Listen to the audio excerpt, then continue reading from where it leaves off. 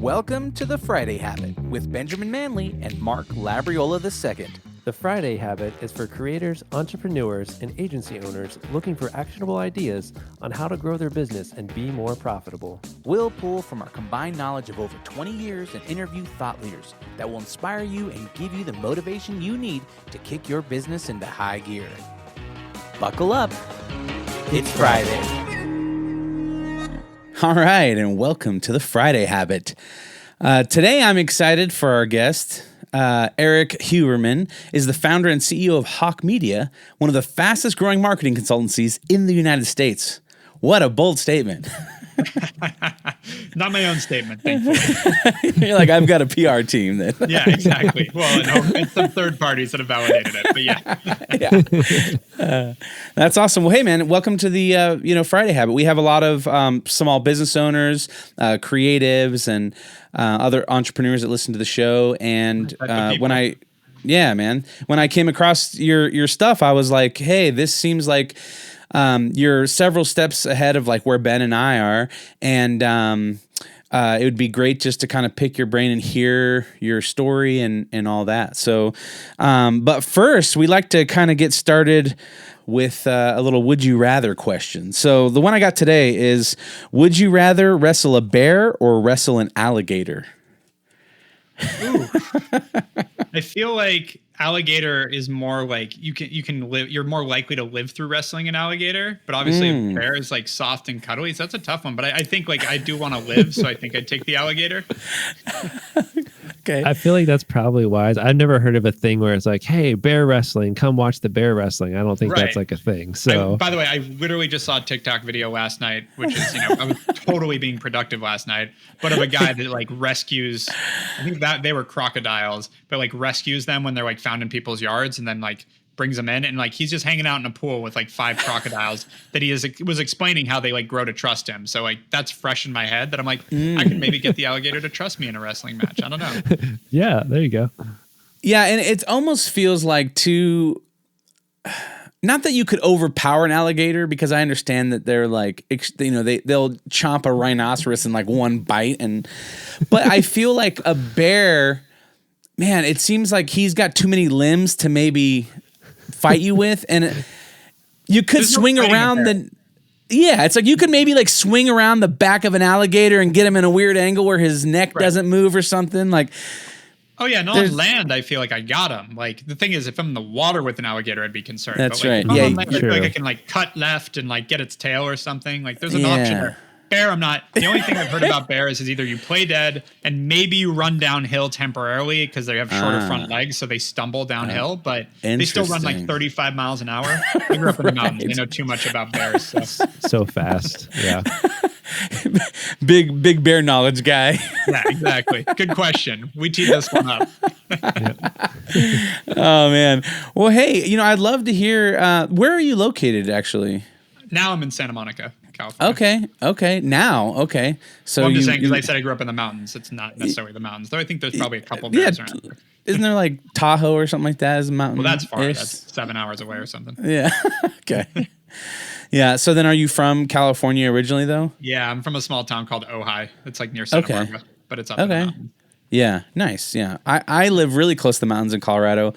Nice. And so you probably see a few bears. Maybe not as many alligators. I've seen some bears, yeah. Yeah, my dad lives in Florida, so I do see alligators from time to time. Yep. Yeah.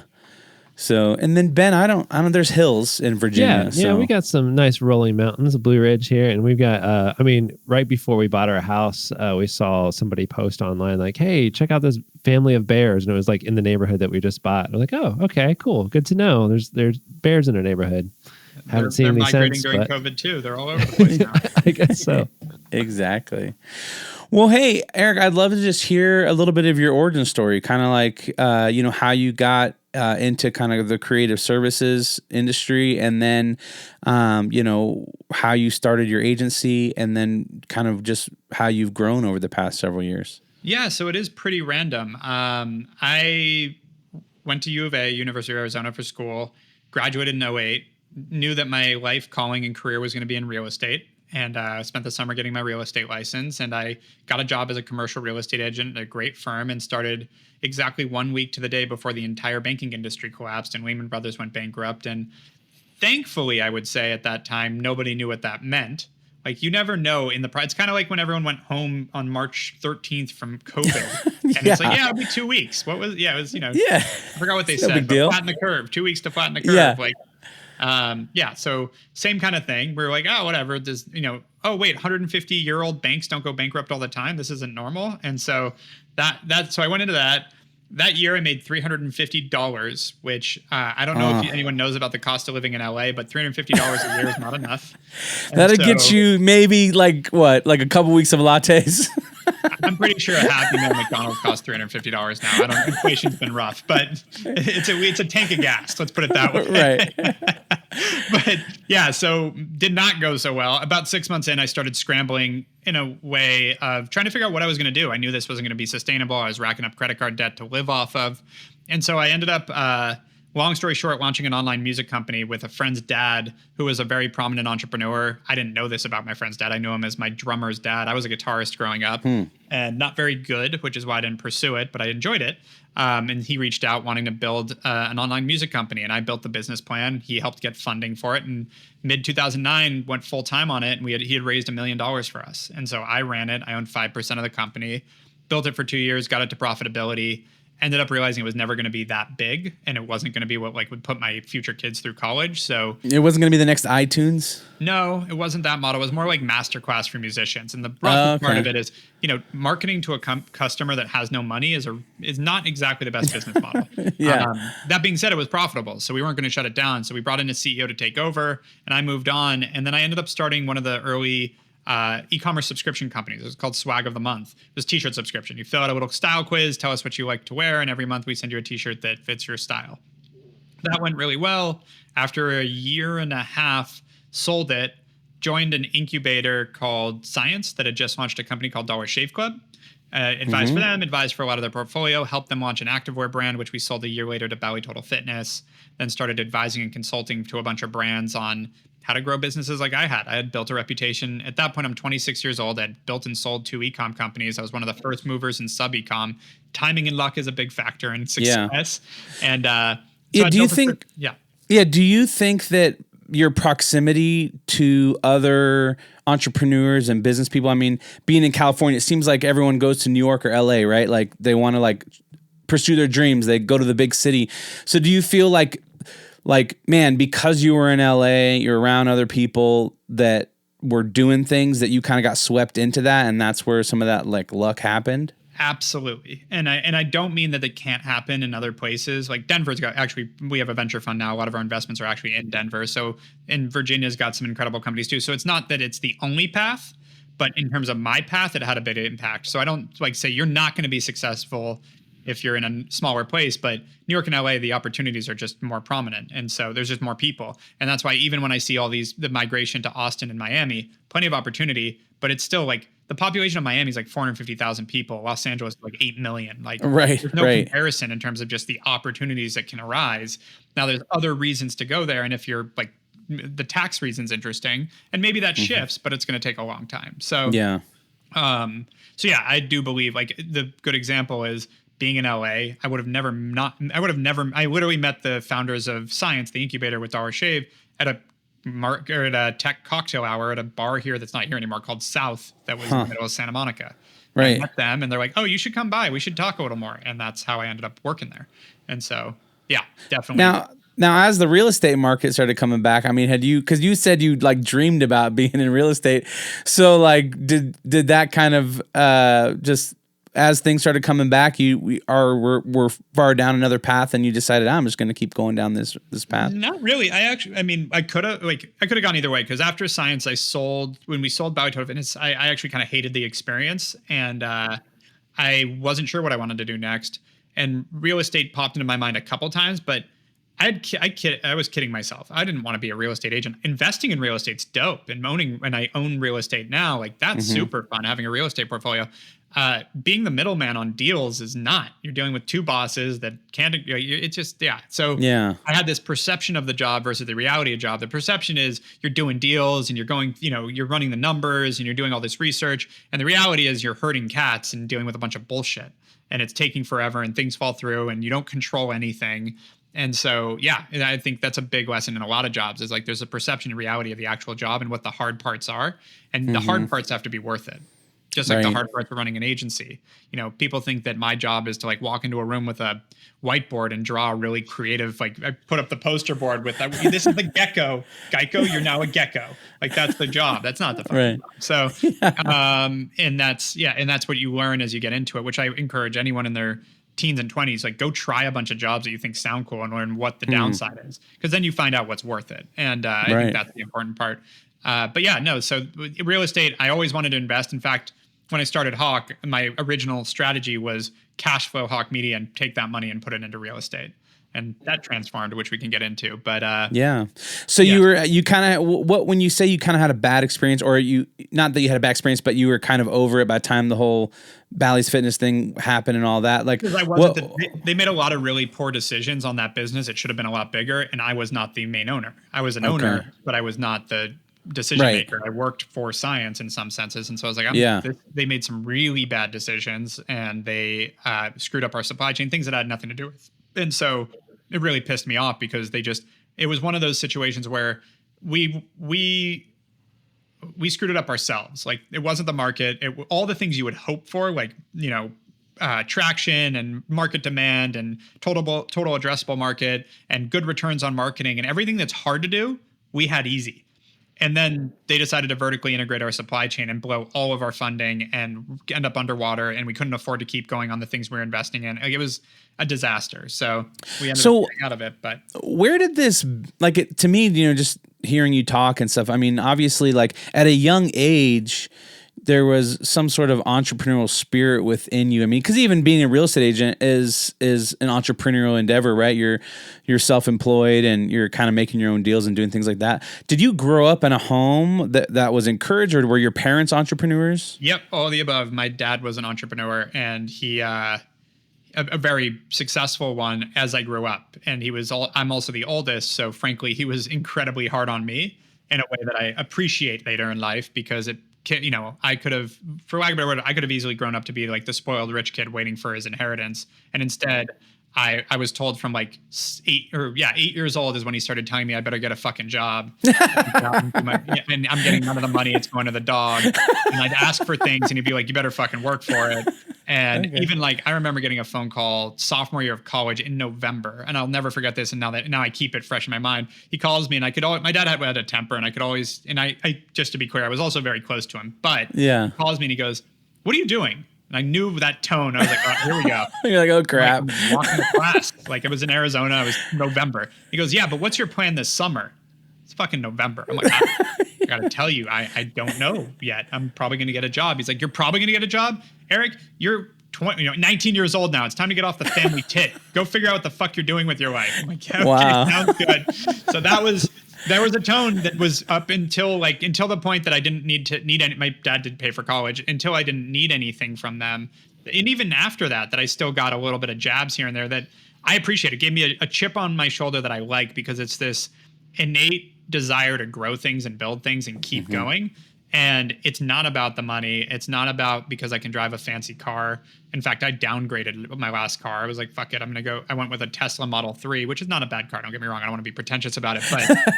But I was looking at, really nice cars and went, I just want something that can be a daily driver that I can rely on. Like, it's like, that's not why I do this, but growing and building. And it put this chip on my shoulder that I always need to be beating myself and always need to be going, which I like. It's not something, it's not a disability. It's not a mental challenge, because I enjoy it. So.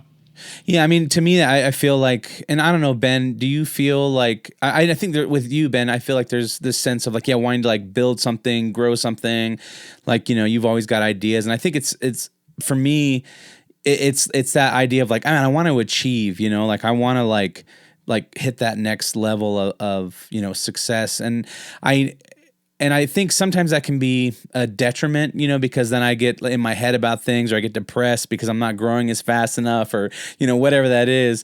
But in the same way, I think it puts a drive in me to also want to succeed and not just have status quo or just go with, the flow. Yeah. And I will say, maybe it's an unpopular opinion, but I don't know that stress is a bad thing, because I think without that challenge and without that downside, the upsides don't feel that great either. And so I think the challenge, it's the challenge to work through it and to and all the shit you deal with, and whatever it is running a business, a bad employee, an angry client, and then it gets worse. And as you get bigger, it gets worse. Mark Zuckerberg's dealing with geopolitical problems and getting sued and changing the name of the company. And he's the richest guy in California, has not gotten through this. So it never ends. And that's something that has been probably the most important lesson I've learned in business. But if you don't have those challenges, then when you have the wins, they kind of don't feel great either. You have to have that challenge. And it's frankly, how my wife hates camping and I love it. And I've tried to explain it to her. It's it's about when you get back and you take that shower and you have that good meal and you just feel great. The actual camping's fun, or getting away is fun, but being down and dirty and that aspect of it, it's not because I enjoy sleeping on the ground. It's because how good it feels when you get back. It's the part that you remember. And so, yeah, it's the same thing. I think going through those challenges, we've thankfully had the opportunity I could sell this company, and I've been offered many times for more than my grandkids would need. But that's not the goal. It's not about just having cash and sitting around. That doesn't sound exciting to me. And that sounds like how you have an early death, kind of like living. Would you say that you're a competitive person? I'm just curious how you see, what is it that drives you? So it sounds like you actually enjoy what you do. So that's part of it. It's the creativity. But yeah, do you compete with other people? Or you're hey, I want to win? Or is it more you want to compete with yourself? Or how do you think about it? It's the latter. It's I don't give a shit about other people's success. I actually commend even direct competitors that have a good time. I'm high five. I have dinner with most of my direct competitors. Good for them. But it is about beating myself. And I will say the only time I find myself competitive with others is when they stand in the way of me beating myself. So if I can grow without worrying about other people, I'm really happy. I'm running my own race, and I'm that way. And I've always done more individual sports and stuff. It's always been competitions about beating myself and doing better the next time than I did the previous time. But when it comes to, if someone's literally standing in the way of me beating myself, that's when it's all right, well, I'm going to take you out too. Gotcha. Yeah. When you're setting goals, are you usually setting numerical, quantifiable goals, or is it something else that you're shooting for? You know what I mean? How do you measure success? It's numerical, because I like having a very objective way of measuring goals. And that can be revenue and profitability goals, because those are easiest scoreboards, but there are a lot of times other indicators as well. Number of clients we're managing, head count, things like that we try to look for leading indicators, not just the result. Yeah, makes sense. So you were at a consultancy or a what do you want to call it, incubator or whatever it was, right? And then from there, yep. So got out, went to Mexico for a week because I wasn't sure what I wanted to do. Came back and started getting offered a bunch of jobs. It turns out that the sort of story I told you up to this point was a good story to a lot of companies and wanted to hire me. And so I was getting offered jobs, and I was yeah, but I just went through this situation. I don't want to fucking work for anyone. So one of the companies that offered me to, the company that bought our last company, Ellie, offered me to work there. I was I'm not coming to work for you. And he's well, why don't you consult? I'm all right, I'll consult 1 day a week. And he goes, well, why don't you consult 3 days? No, I want you to consult 3 days a week. It's okay, but you got to pay me. I was 26, give me money. I think I told him $200 an hour. And I was making $100,000 a year before this. $200 an hour is $400,000 a year if you work full time. Right. And I'm but yeah, I'll work 3 days a week, but you got to pay $200 an hour. And he goes, yeah, okay, sounds good. Oh, okay. So he was in East LA, so there was a commute and I didn't appreciate, but I was fuck it. That's more money than I was looking to make. I was used to living off $3,000 a month because running startups and stuff, that was my budget. And even when I was making $100,000 a year, I was just putting away savings. And so I was looking to just cover $3,000 a month, which was my hope was to make that working 1 day a week for him. And then I could go figure out what the hell I wanted to do, which at the time was to start a tea company. By the way, I know I'm talking fast. I don't drink caffeine. I didn't then either. And so I thought there was an opportunity there. That was what I was going to pursue, was going to be my next e-com business, was fitness and health tea. And so, but I was yeah, I'll pay the bills working with this guy. Started working with him. Then I got hit up by more and more. And after about, let's just say over the course of 6 months, I now had 8 clients. I had an assistant working for me. I was making still working part-time, making 300 and I was making I think I was making 30 grand a month, 360 grand a year with Wow. an assistant helping with some stuff, me working out of a Starbucks next to my condo, and an incubator that let me called Amplify that let me have some desk space. They're still great. I actually ended up investing in their next fund. And yeah, was just hustling, helping companies as their like fractional CMO. And through that, I'd try to help them hire agencies or hire in-house as they started to execute on the things I was advising for. And I found that, it turns out 99% of agencies are just completely full of shit. And if you're in this industry, I haven't found someone that disagrees with me, which is scary, but it's just, it's not even an opinion anymore. It's just fact. And so, and then the few that are good that I found, the ones that I found at least, were really expensive, wanted long contracts, high minimums, something that made them hard to work with. So the end result was I just couldn't find access to great marketing for these people I was working with. So I went, screw it. I'm just going to hire my own little SWAT team, each with their own expertise. So like a Facebook marketer, an email marketer, a web designer, a fractional CMO. And I thankfully had this in my network because 5 years of being in the e-com space. So I grabbed some friends, told them I'd pay them each $3 grand a month because that's all I could afford. And then they'd get upside in the future. They came in, we had a team of 7 people and had enough to pay for a tiny little office about the size of this room. So it's like 200 square feet with a conference table in the middle, and said, great, we're off to the races, and offered my clients, said, hey, everything's a la carte, month to month, cheaper than hiring in-house, but you can spin up what you need when you need it. Let's go. And that was the birth of Hawke Media. That was January of 2014 is when they really fully started. And, it worked right away. And I actually launched that tea company the same month I found a manufacturer in LA and all this stuff. And in the first month, we went from 30 grand in revenue to 65, I think. And the tea company launched and did about 30 grand in revenue. And I looked at the tea company and I looked at the agency, which I planned on just being my little team that could then port over to be the tea company. I went, nope, fuck it. I'm focusing on this. And, that was literally how Hawke Media started. I never didn't write a big business plan that we're going to take over the world. It was just like, I need a quick team. I'm going to do this. And then it worked really fast and went, okay, I need to double down. So then how, when people started bringing you in for consulting, was it marketing consultant? Like, hey, what do we do? And then where did you get that knowledge,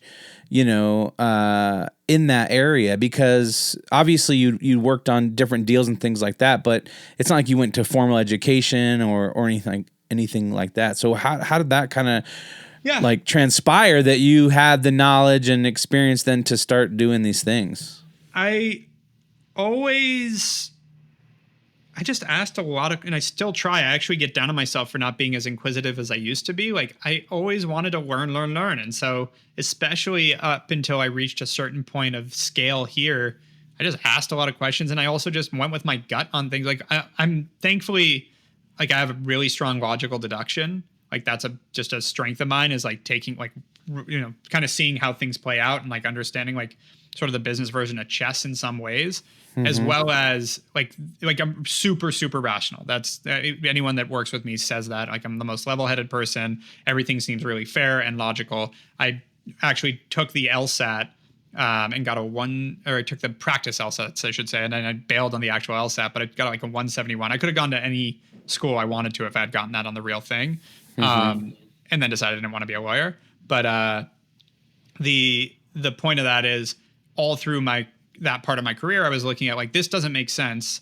And I was thankfully built with enough confidence. My mom instilled confidence. I went to a super alternative hippie school that was all about building confidence. So like I was confident enough in myself that when I thought something was stupid or didn't make sense, then I believed it was stupid or didn't make sense. Not like, well, I must be dumb. It was more like, no, I think that's broken, it's probably broken. And so when it came down to like, agencies wanting long-term contracts, me thinking that's broken, I was, let's say, cocky enough to go, why, I think a month-to-month agency should work. It'll probably work. Let's try it. Like, and I had many major agency owners. I talked to a guy that had sold his last 2 agencies for like $50 and $70 million at the time. And that was like, holy shit to me at the time. And I talked to him and he's like, yeah, that'll never work. You can't scale that business. And I'm like, but I think I can. And he's like, no, you can't scale that business. And he's like, I know, I've been in this business for 20 years. That's not doable. And I'm like, okay. 8 years later, I stuck with my guns versus listening to him, thank God, and built a much bigger business than he ever built. So it just comes down to, having that understanding and being confident in that. And then also being willing to have it challenged. Like I've made mistakes. I've made decisions. There are other parts of the business that I just took for granted. I'm like, oh, all those agencies are stupid. We're doing it right. And then I'm like, oh no, that's why they do that. Yeah, we need to change what we're doing. Yeah. So it was just a constant. And I think that's the benefit of when you have entrepreneurs enter a space they're not familiar with. The downside is you don't know, you'll end up with a lot of mistakes that people that know the industry won't. But the other side of the downside is you also end up with people that are in the industry, take all the things for granted. Like, oh, well, this is just how things are done. And when you deal with those types of people, the creativity goes away and your chances of a real moonshot are a lot lower. All right, we're going to pause this conversation here. You go to thefridayhabit.com. There you can find show notes for this episode. There you can also find links to our websites and ways to get in touch. At the bottom of the page, you can download our guide to the Friday Habit System that will show you how to set aside one full day each week dedicated to working on your business instead of in your business. If you're not already, make sure you subscribe. If you enjoyed this episode and want to hear next week's episode, subscribe so you get notified. Also, leave us a review in Apple Podcast app or wherever you listen to your podcasts. And if you want to potentially be on one of our episodes with a question you ask us, go ahead and record a quick message in your phone, voice memo, and email it to hello@thefridayhabit.com. Until next time, live every day like it's Friday.